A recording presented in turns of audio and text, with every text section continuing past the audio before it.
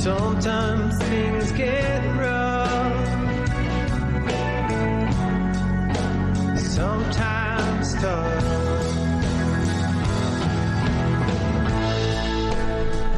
And you are listening to Adrian Sutherland in the background. A song called Waiting for the Magic.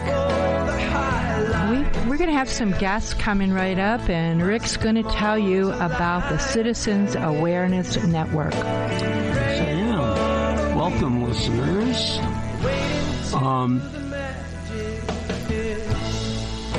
CAN is a grassroots environmental organization working to end the production of unaffordable and dangerous nuclear waste and power and replace it with sustainable, reliable, and affordable energy generation. We are therefore committed to a democratically led, environmentally just, and scientifically sound solution for nuclear waste.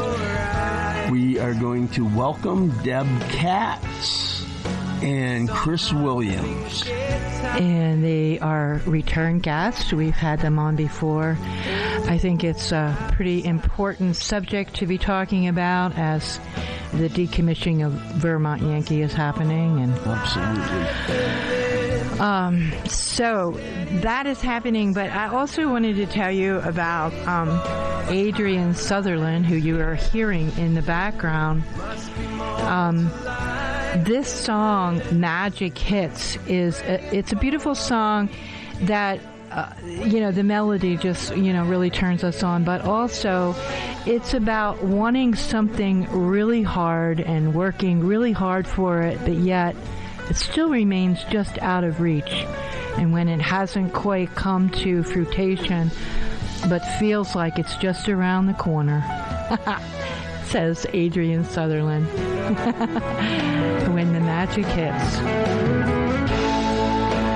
Must be more to life than this.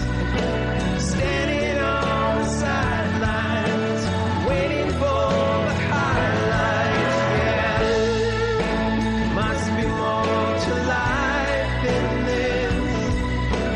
Praying for the weekend, waiting till the magic hits.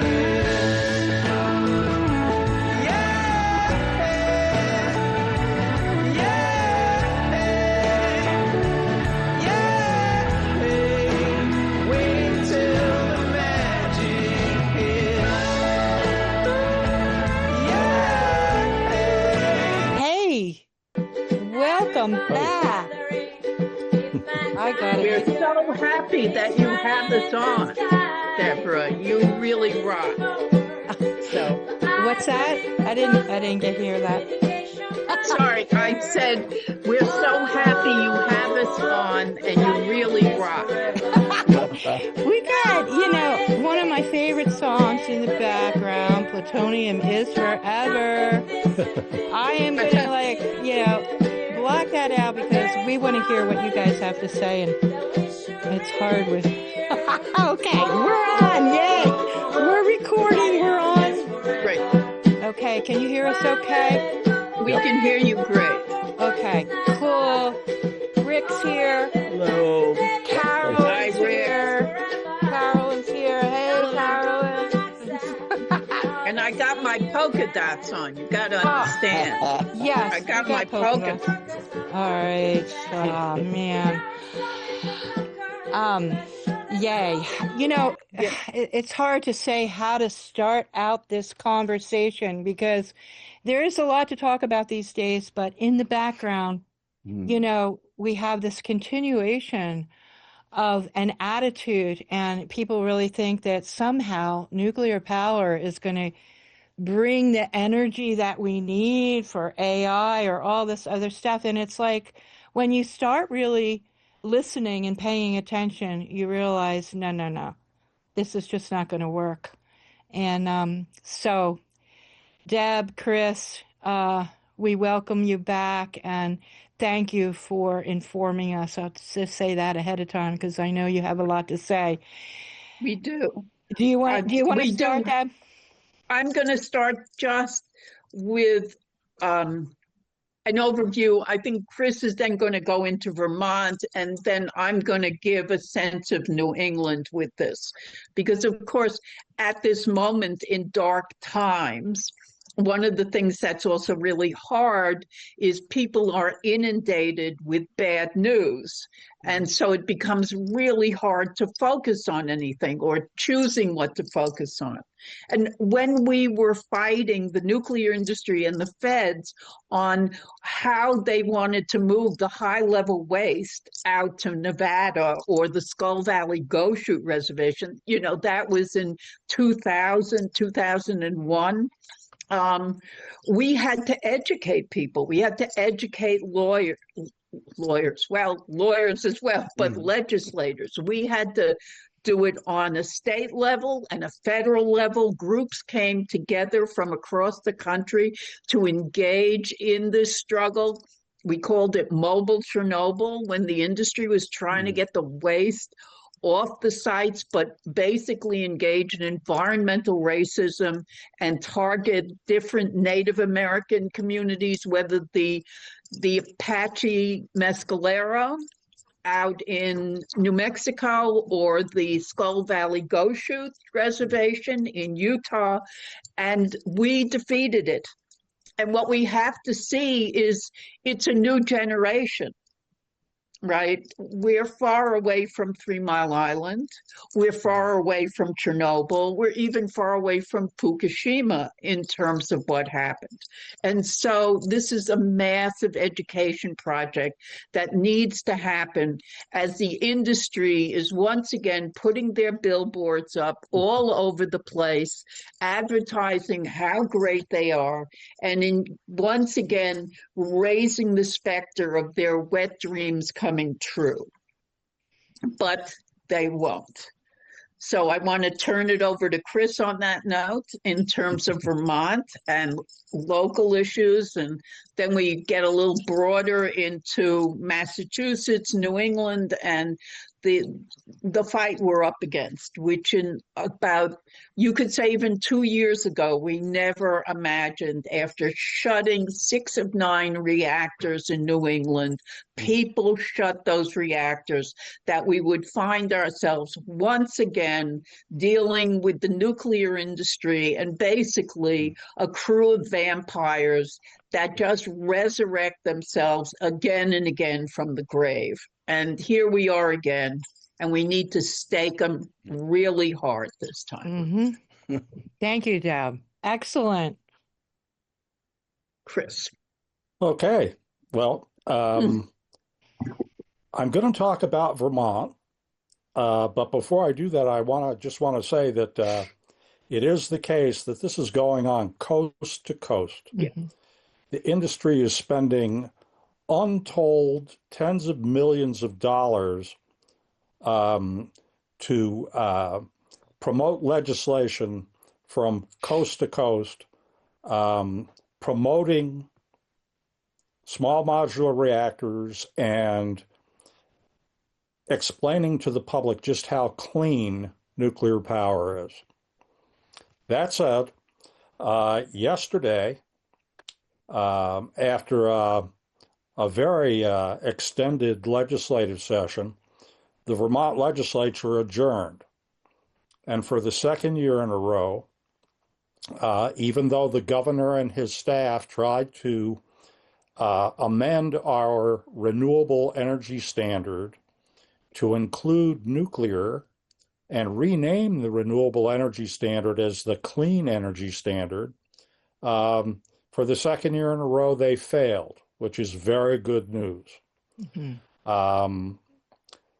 That said, I'm very certain that given the treasure trove that the nuclear industry has, that this isn't over in Vermont, that it's going to be back next year. Mm-hmm. And I have to say, I think by the time the next legislative session rolls around, we're going to have a whole lot more to say about it than we have in the previous 2 years. So we're going to be doing a lot of education, around the state, and we're going to be asking a lot of different legislators, many of whom worked with us back in the days when we were working to close Vermont Yankee. We're going to get them to stand up and say a whole lot more, even though some of them have been very vocal, especially when the term clean is connected to nuclear power. Mm-hmm. And, you know, I think it's very important that we take the time to put together or curate a list and ultimately a presentation of people from around this nation who can definitively point out how nuclear is not clean. Mm-hmm. And my vision is Governor Phil Scott says nuclear power is clean. Let's ask, and then begin to put together a list and a presentation from activists, and I'll call them what they are, victims from around the country. And for the most part, the list and the presentations will follow the nuclear fuel cycle, which honestly very few people are aware of what it takes to boil water with a fission reaction.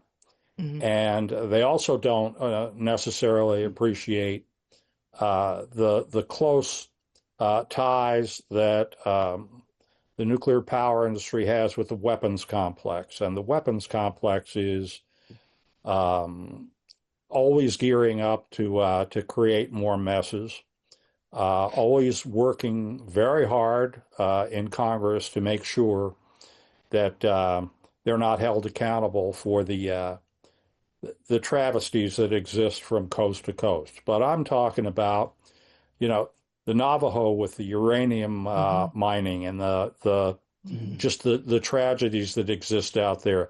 The milling of uranium, which is most of which takes place in the Southwest. Then you move on to things like fuel or uranium enrichment, where they're looking to get that much prized uranium-235 and just kind of leaving everything else behind. The towns of Paducah, Kentucky, and Piketon, Ohio, are just, an ongoing disaster that never ends. And those people have a lot to say, especially about all the people that they've lost. Then you get into reprocessing, and reprocessing has been renamed by some consultant that got a lot of money from the nuclear industry as recycling. And I run into people all the time and go, you can just recycle that fuel. Well, I think once people appreciate or understand or are given information with regard to exactly what reprocessing is, they're appalled. And you can look at the disaster from the weapons industry in Hanford, Washington, which it's hundreds and hundreds of billions of dollars just to contain what's been created there. But you also have closer to home here the private enterprise in West Valley, New York, which was a complete disaster, and today is owned by the taxpayers of New York as a radioactive Superfund site where they tried to reprocess spent fuel. In any event, I'm looking forward to our being able to get out into communities and succinctly point out to people just how unclean nuclear power is. Not the least of which, especially here in New England, is to point out the parking lots in every state but Rhode Island that are full of spent nuclear fuel casks, multi-story fuel casks. Our opponents have actually put out videos, and I could, dig this up. I haven't looked at it in a while because I find it so revolting. They have an activist who's from Illinois who was pregnant at the time that she rubbed her belly up against a fuel cask. Just for the purposes of demonstrating how harmless it was, which of course isn't the case. But that's just an example of how far these people will go.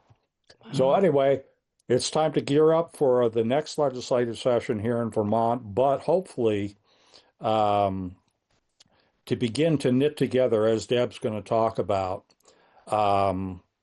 groups and individuals from all New England states to stand up and declare that this push for clean nuclear is not what it appears. Exactly. And I'm happy to hear about all that.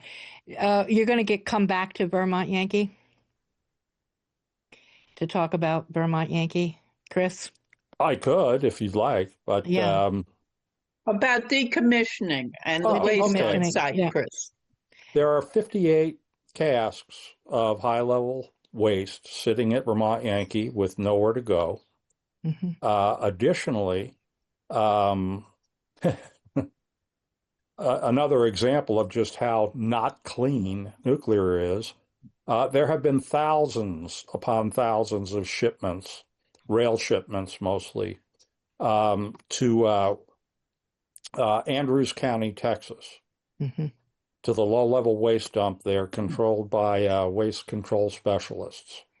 And the people in that community are going to live with not only Vermont Yankee, but lots of other nuclear, low-level nuclear waste from sites all over the country for forever. At Vermont Yankee, though, there's virtually one significant structure still standing, and that is the reactor building itself. The reactor vessel is gone. The plumbing is gone. What we have is a reinforced concrete building that the plan was to begin mechanically, not using explosives, but to mechanically begin taking it down, demolishing it, this past winter. Thankfully, a lot of people stood up and raised with the company and with the community and with the state that you shouldn't be dismantling the reactor building while the elementary school across the road was still in session. Fortunately, the company listened and has decided to do this demolition, this mechanical demolition, beginning very soon. But thankfully doing it while the school across the street is vacant for the summer.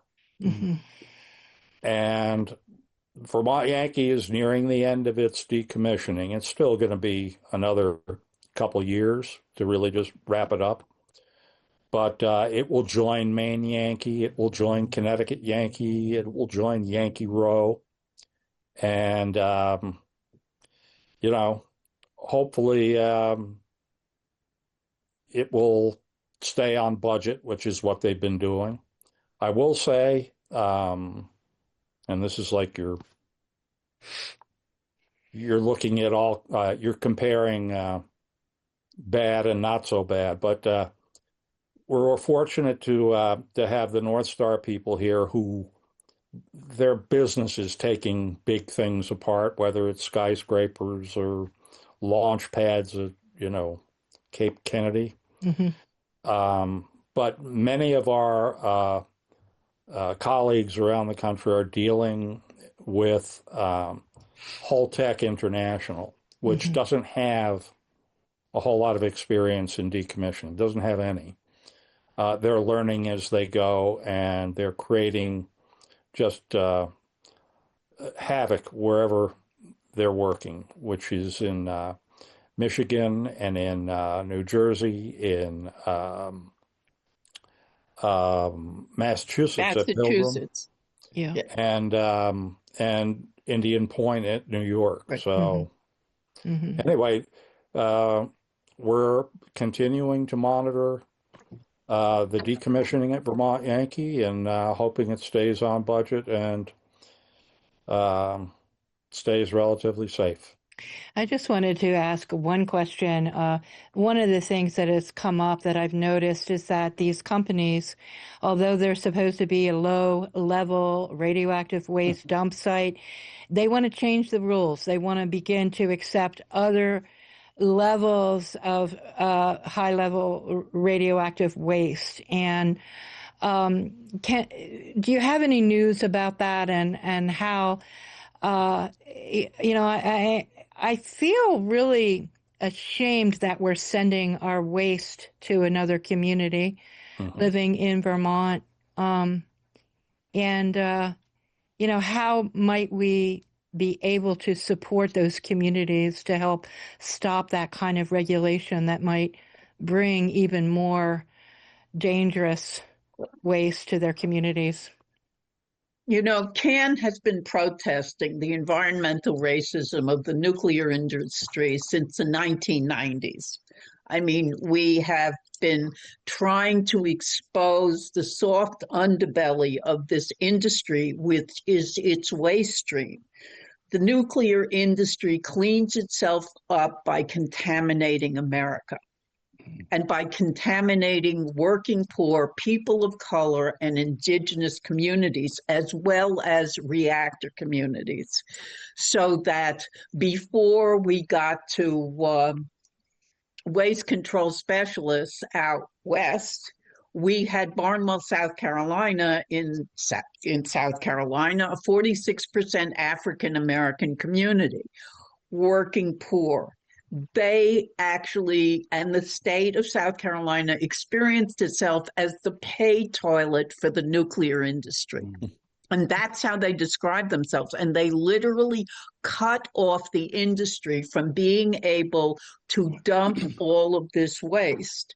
Because in fact, at Barnwell, there is which is a single source aquifer for the community, has 100-acre plume of tritium. Tritium has been in the news a lot in terms of Fukushima, in terms of Pilgrim, in terms of a number of reactors.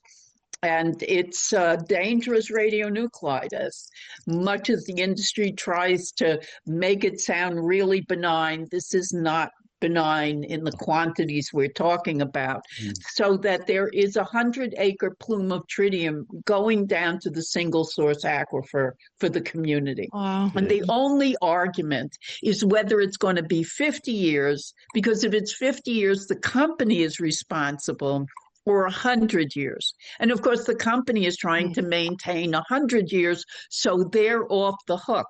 But the community will never be off the hook. I also want to say, because what Chris left out was that reactor communities are part of this fuel cycle, right? And it's not like they're just shipping their waste off-site. Yankee Row, which is right on the border of Vermont. Everyone forgets that Yankee Row affects Vermont, not just Vermont Yankee. And all of the state, all of them, Yankee Row, Vermont Yankee, Seabrook, Pilgrim, all affect Little Massachusetts, who gets screwed by all of them. But Yankee Row, you basically, for example, released thousands of radioactive curies of waste into the local Deerfield River. And in fact, Vermonters should know the Deerfield River very well. And they should know, in fact, Harriman Dam and the reservoir up there, where in fact the EPA found tritium had migrated from the Yankee Row reactor upstream into the reservoir. And it was after that that the EPA sort of scratched its head and said, gee, I guess we need to monitor tritium coming out of reactors. because they weren't bothering to do it before then. Mm-hmm. So reactors routinely and regularly release waste into the water, into the environment, into the air of a local community. Mm-hmm. And what they don't release over their 30 or 40 years of operation, they ship to another community, whether it's Barnwell, or they go to Texas, or they go to Utah, or Richmond, Paducah, they are constantly trying to eliminate this toxic waste stream that they refuse to be responsible for. And because radioactive waste is invisible, they can get away with murder. Mm-hmm. And they have. And they've gotten away with murder repeatedly because, in fact, what happens in these communities is not just that they routinely get contaminated, but they routinely suffer health consequences. Mm-hmm. At Yankee Row, we had a 10-fold increase in children with Down syndrome, statistical significance in breast cancer, non-Hodgkin's lymphoma, brain tumors, a 50% increase in heart disease. We had one of the highest rates of children with disabilities in the state of Massachusetts. And God knows Massachusetts is a really contaminated state. We had one of the highest rates of children with learning disabilities. Mm-hmm. Mm-hmm. And whether it's the waste from the reactor alone, or it is the waste from the combination of toxins that all of these communities suffer from, the reality is none of them take responsibility for the suffering they created. And in a certain way, I just want to remind our listeners here in New Hampshire, we learned a couple interviews ago that the highest rate of childhood cancer in New Hampshire was in the county where Seabrook Nuclear Power Plant is. Wow. And that's just what you're saying. And we don't have all the statistics yet, but this one, compared to everywhere else in the state, the highest rate was right next to this nuclear power plant. And that's ongoing because that plant is in operation right now. Yes, and Seabrook releases most of its waste into the ocean. Mm-hmm. That's what it contaminates the most. Yes. Whereas Pilgrim released most of its contamination, at least while it operated, into the air. And Roe released most of it into the water. And because nuclear is invisible, it can get away with this. The other thing I want to point out before I give the bigger picture is that when we talk about what's on site, we decommission it, all sounds like it's over, it's really groovy, it costs a lot of money, lot of money, ratepayer money, but it's done. But it is not done because at each of these sites is a high-level nuclear waste dump with an enormous amount of toxic waste. Yeah. I'll give you the example of Roe. Roe has 40 million curies of high-level waste sitting on the banks of the Deerfield River.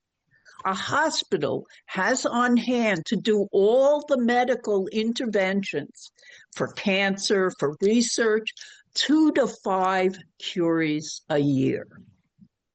We're talking about 40 million curies. And Vermont Yankee has more than that, at least 35 million curies or more. Roe operated longer. Pilgrim has that. Seabrook has that. Millstone has that. Maine Yankee has that. Connecticut Yankee. We are in New England, and we basically live with a toxic neighbor who is dangerous and has the potential to create a catastrophe that the region would not recover from. Yeah.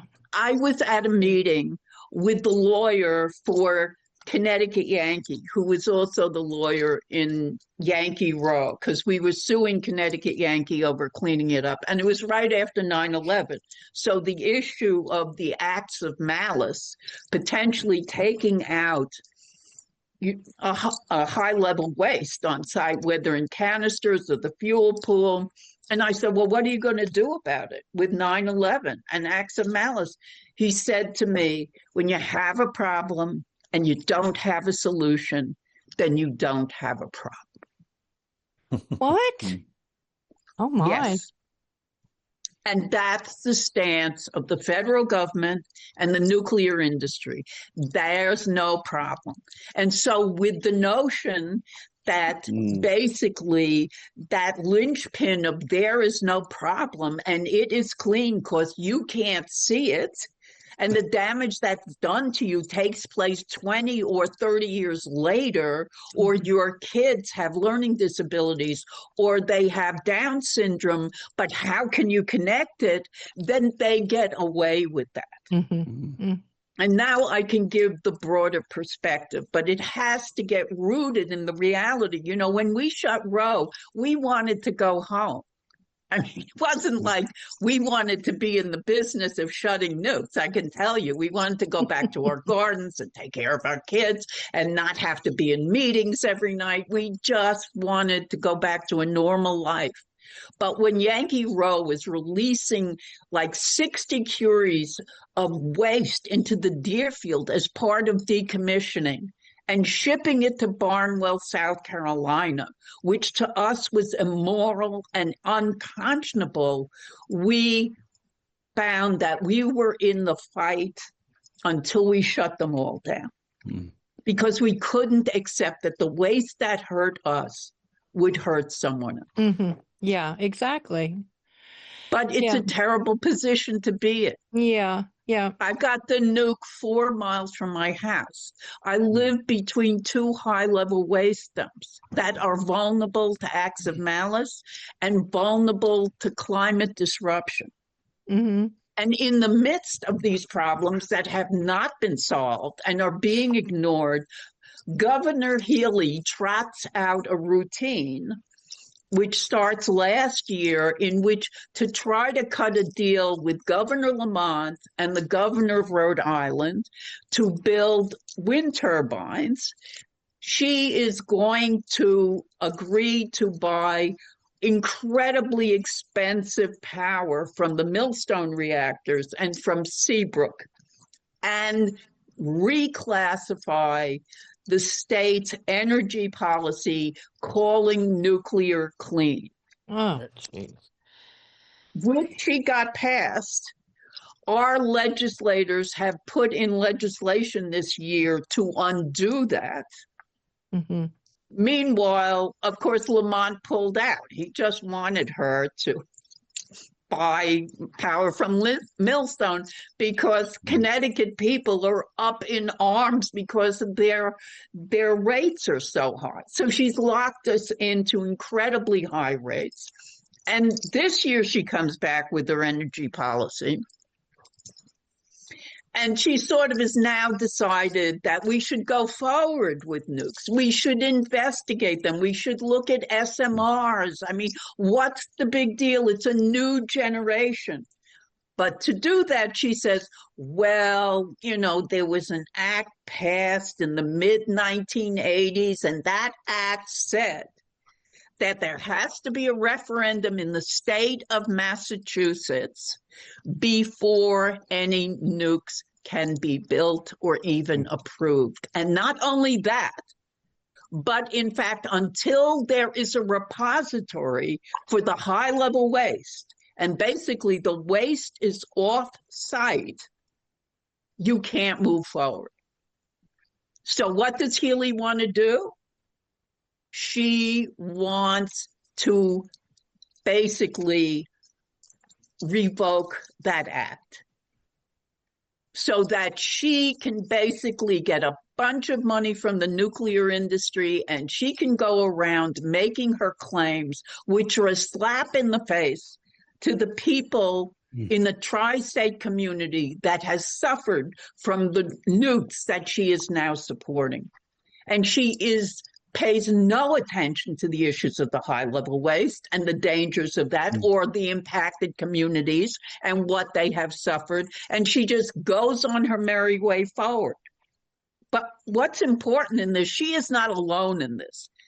As Chris said, this is what Scott is trying to do. I mean, he's doing it in a quieter way, but they're going to keep coming back until they think they've got it.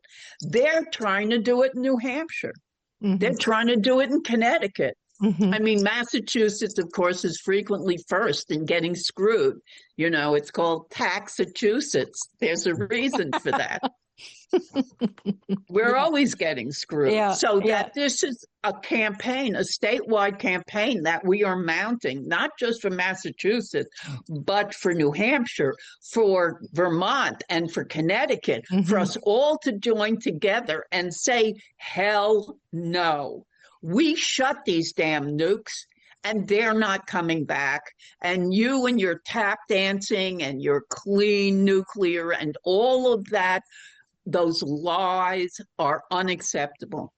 And so we are working with groups. We are starting to work with groups in the tri-state community to come together to create a campaign to push back on this, the broken promises of the nuclear industry as they attempt to resurrect themselves. Excellent. So that is the work that we have begun at this point, and we've started going to legislators in our state, senators, to say, how do we start dealing with this? One of our senators actually put in legislation to undo the clean designation. And the job is to wake people up, because Healy is hoping she can put this through and revoke this act before anyone wakes up. So the work is to wake people up at this moment all over again. You know, 25 years later, we find ourselves, as Bob Dylan would say, oh, mama, can this really be the end? To be stuck inside a mobile with the Memphis Blues again. And here we are. Here we are. Here we are. Just to give you a time check, we only have 5 more minutes. So if there's any, we didn't talk much about the reprocessing, but certainly nuclear weapons is on everybody's mind as the bombs are flying really close to some of these facilities, Iran and other places. I would like to say something with your listeners. If people can have house parties that we can come and talk at, if people know places where we can table and get literature out, if people know places we can bring our mock high-level nuclear waste cask to get people to see what high-level waste looks like on the road, we would really appreciate. And our website is www.nukebusters.org. Who are you going to call? Nukebusters.org. You betcha. Chris, do you have some final comments here? Well, you raised it, about the state of international affairs these days. People also have to understand that nuclear reactors, power reactors, have actually been the machines that provided nuclear weapons for several nations on this planet, and for a plan to begin, putting these small modular reactors from one end of this globe to the other, is a proliferation risk, and it's also a distribution plan for a lot of potential dirty bombs. So on that positive note. On that happy note, I want to go back to a happy note. This is, I have to deal with my organizers all the time about ending on a negative note. So we can do this. We need your help. If you can think of where we can go, how you could be involved, hosting parties, letting us know where we can go to food co-ops, whatever. Contact us so we can spread the word and you can help us. This is a people's movement. It has always been a people's movement. Nobody shut the nukes except the people of New England. Mm-hmm. And we need to do it again. It's a Paul Revere moment. Mm-hmm. And we need to take it. Mm-hmm. Well, I appreciate your words today. Awesome. And, you know, we're in all these issues together. And I keep bringing you back because I don't want people to put this just on the back burner and think that they don't, that the issue's not with us. It is with us. And like you said today, Deb, these communities have been living with it, the whole life of the reactors and still and beyond, because now they turned into nuclear waste dump sites. Yeah. So that's the reality. They always were. Yeah, right. Right. You see, they always were. They just masqueraded as energy sources, but they've always been waste sites. Yeah. So, I say, well, it's an adage, no nukes, but geez, no nukes for me, really. No we just nukes. have to keep on. Yes. Thank you both for joining us today. Sure. And carry on, and we'll have you back, I'm sure. And hopefully we'll see you, maybe at a house party, maybe at the co-op. Okay. There you go. Good Very ideas. Good. Thank Thanks, you. Deb. Okay. All right. Thank you. Bye-bye. Thank you so much, Deborah. We really appreciate it. Yeah, we'll carry on together. Yep. Together. Yep. Absolutely. Always. Thank you. Thank you. Bye-bye. Adios. Adios.